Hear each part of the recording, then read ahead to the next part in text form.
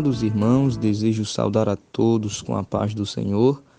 Agradeço a Deus pela oportunidade de estarmos estudando mais uma lição da Escola Bíblica Dominical.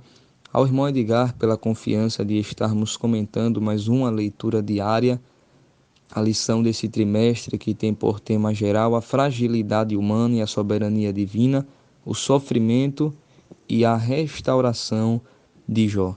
A lição em apreço que estamos estudando essa semana é a lição de número 7, que tem por tema a teologia de Bildade. Se há sofrimento, há pecado oculto. E a leitura diária é a da sexta-feira, que se encontra no livro de Jó, capítulo 25, versículos 1 e 2. A soberania de Deus. Que diz assim a palavra do Senhor. Então respondeu Bildade, o suíta, e disse: com ele estão domínio e temor. Ele faz paz nas suas alturas. Pois bem, queridos irmãos, o texto sobredito trata-se exatamente do terceiro discurso de Bildade, um dos três amigos de Jó, provavelmente o segundo mais velho, uma vez que seu nome aparece em segundo lugar e ele fala depois de Elifaz. E neste terceiro discurso, especificamente os versículos que lemos, Bildade procura exaltar a majestade e a perfeição de Deus, sobretudo sua soberania. E é muito importante termos isso em mente, que o nosso Deus é soberano.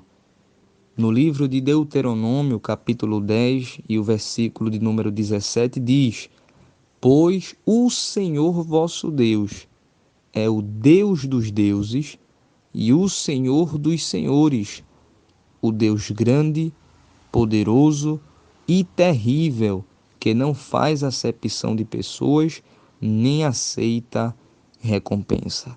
Então esse texto resume bem o que é Deus ser soberano. Ele é o Deus dos deuses, o Senhor dos senhores, o Deus grande. Não há ninguém além do Senhor, acima dele, igual a ele, não há. Deus é soberano. Até aí tudo bem.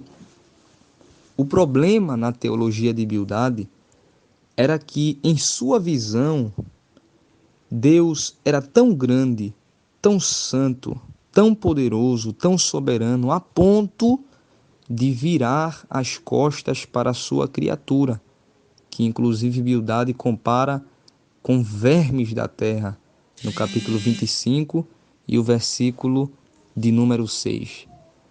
Inclusive, milhares de anos depois, esse mesmo pensamento de Bildade viria a surgir no deísmo, que afirma que Deus criou o mundo, mas se ausentou dele, abandonando assim as suas criaturas. Meus irmãos, precisamos tomar muito cuidado, mas muito cuidado mesmo. É claro que, como criaturas suas, precisamos reconhecer e entender que Deus é soberano, grande, Rei dos reis, Senhor dos senhores e Criador de todas as coisas. No entanto, a Bíblia não revela um Deus que abandonou sua criação e deu as costas para ela. Não, muito pelo contrário. No primeiro livro da Bíblia, em Gênesis, capítulo 3, o versículo 9, quando Adão e Eva haviam pecado, a Bíblia revela Deus indo à procura de Adão e a sua voz ecoando no jardim, dizendo: Adão, onde estás? Pois o Senhor todos os dias se relacionava com o homem. Na viração do dia, o Senhor estava ali conversando com Adão em uma intimidade estreita, íntima. Mas agora o homem havia pecado. E mesmo o homem tendo pecado, Deus, o próprio Deus, vai atrás do homem dizendo: onde estás? E ainda no versículo 16 desse mesmo capítulo 3 do livro de Gênesis, Deus faz a primeira promessa referente ao sacrifício de Jesus na cruz do Calvário, que restauraria de volta a aliança entre Deus e os homens. E no Novo Testamento nós vemos o cumprimento dessa promessa na vida e na pessoa de Jesus Cristo de Nazaré.